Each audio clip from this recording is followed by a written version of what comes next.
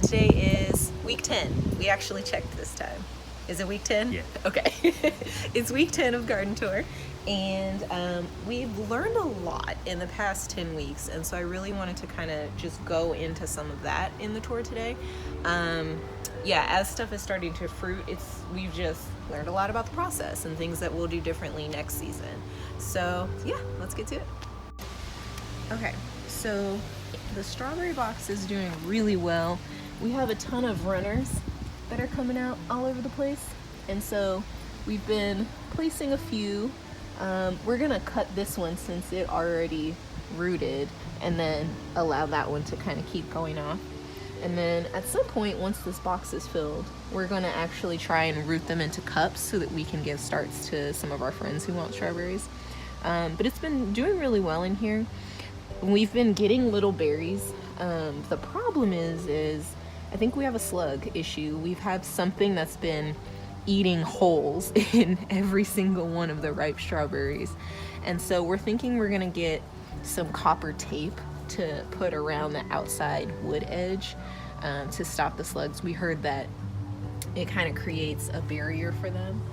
And so we're gonna try that and see what happens. But overall, the strawberry bed is doing pretty well.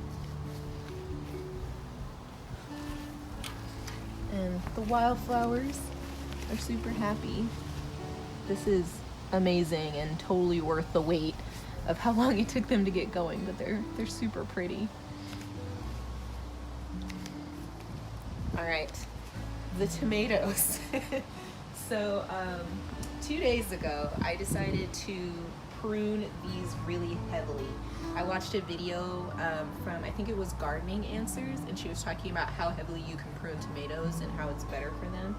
And so I decided I was just gonna do it. And I must have taken like a plant full of leaves off of all of these. And I was really sad, honestly, about the amount of fruit that dropped and like the amount of flowers that I cut off. But we got surprises also. So like all of these tomatoes and all of these flowers right here, we had no idea they were there. And so what I did is I cut off a lot of the suckers that I could see, a lot of the extra foliage. These plants were all actually growing huge branches that were just laying on the plant next to it, and they were all just kind of dominoing that way.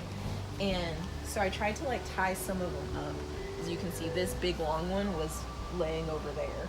And so I tried to kind of contain them a little bit. And then I also took off a lot of the dead leaves or leaves that might be diseased.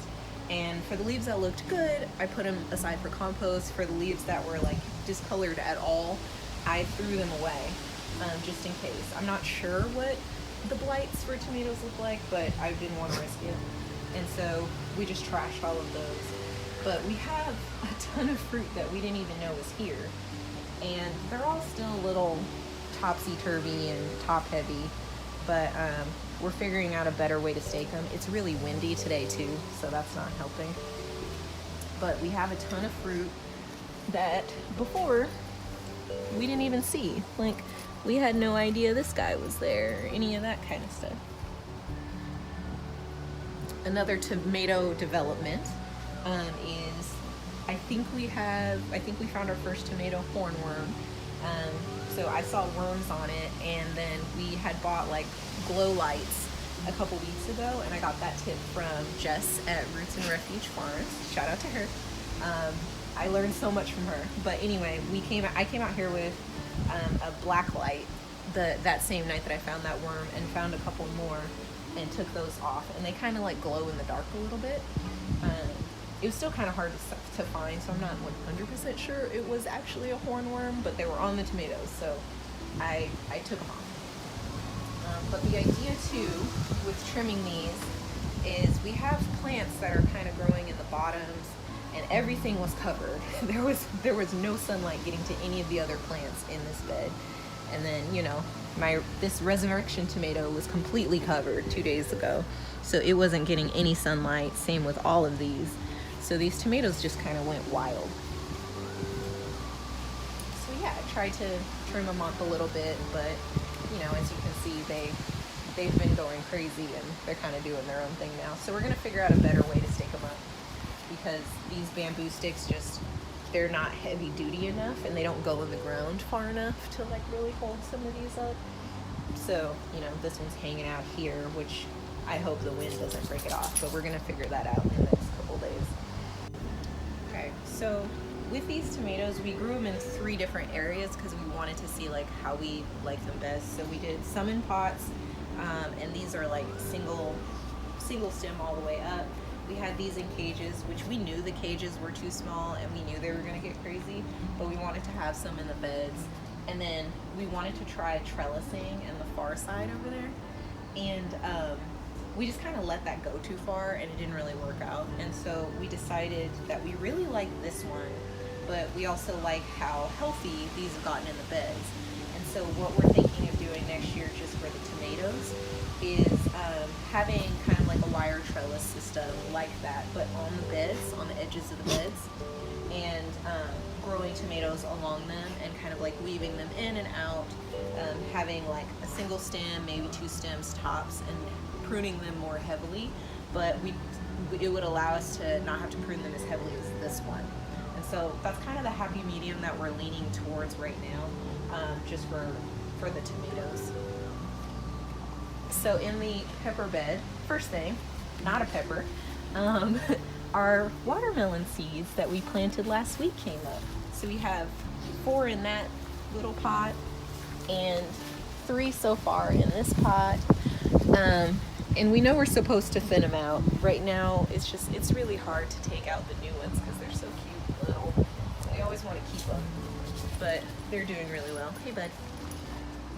And bless you. And the peppers are doing really, really well. We have a bunch on this plant here. And then there's this group over here. They're really happy.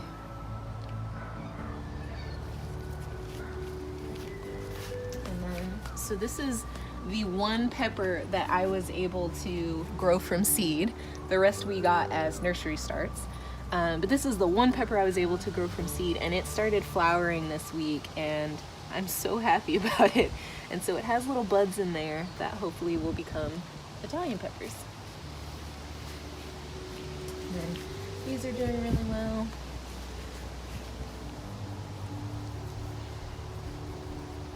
One thing we moved this week was this little marigold in here.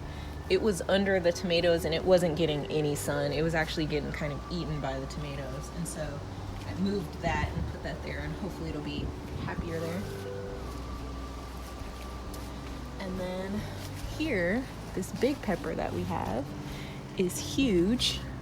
I don't know if you can see it well, but it's much bigger than my hand right now. Okay, so over here in our long bed, the zucchini is doing really well. It's actually starting to finally slow down. And so we've been getting about 2 zucchini every 2 days for the past couple weeks. And so now we haven't gotten anything for 2 days. So it's starting to slow down, but we still have a lot of female flowers on it. And then the honey nut squashes are all turning yellow, kind of orange. It honestly looks like kind of like a Cheeto color, which has been really cool. And this one is super orange. And we still need to, we keep forgetting to actually hammock them up. So we're gonna do that before they just fall and just get ruined. But this guy's doing really well. We came out last week and took out a bunch of the lower leaves that weren't looking so good. So we actually trimmed this one back a lot around the edges.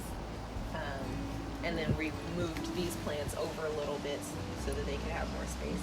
Hey buddy, is your ear itchy? Poor guy.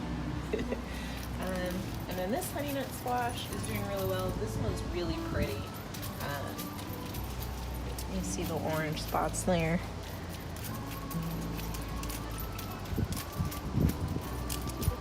Super pretty. And then these tomatoes, these leaves have been curled for a long time, so we know these plants are stressed, but we don't really know why. And bless you. And we were doing doing research on it, it kind of seemed like as long as it's flowering and as long as it's fruiting, people don't really worry about it. And so we decided to just kind of do that route and leave them be. Bless you. Yeah, that's gross. That's our dog. And so over here, this is the bed we put in last week. So I really wanted to do kind of like a flower pollinator area, and also kind of maybe a cutting garden hopefully. And I really also wanted something that would kind of come up and make this whole thing prettier. And so we literally threw about 3 different types of zinnias in here, really tall ones, and then ones that are probably like 18 inches to 2 feet high. And then we put some marigolds in the front, and they've come up like crazy. Within 2 days, they were sprouting, which is really exciting. And so for some of these, like these big clumps here, I'm gonna move them out and kind of fill in some of the empty spots. But literally the day after we planted all of this, I watched another video from Jess at Roots and Refuge, and she had this huge area where she basically planted like 6 zinnia seeds. And so we have way too many. But they were already here, so we're just gonna see what happens with these, and we're gonna try and like move them around a little bit. But yeah, we're gonna see how many flowers we get out of it. And the honey nut squash is another one where we planted it in a couple different ways just to kind of see how it would do. In the beginning, the 3 that were in pots were doing really well. They were super happy. And this one was just like struggling so much. And we think what it was is it wasn't getting enough sunlight in here, because as soon as we put it on this trellis, it just shot up and it grew within like 2 weeks once it was actually tied up. And then the honey nut in the pots, those have been really struggling. And so we think we're actually going to just trellis them all again next year. And we're gonna try and just tie them up as soon as we can so they can get more sunlight on the leaves. But we are gonna grow them on a trellis instead of like doing it in pots or anything like that next year. All right, so that is our garden tour for week 10. I hope you enjoyed it. If you're growing any of this stuff in your garden, let us know. We'd love to hear about it. Oh, we are in California in zone 9. I always forget to mention that. But yeah, if you are growing any of these things or you have tips for us, we'd love to hear it. Feel free to leave us a comment below, and thank you so much. We'll see you next week.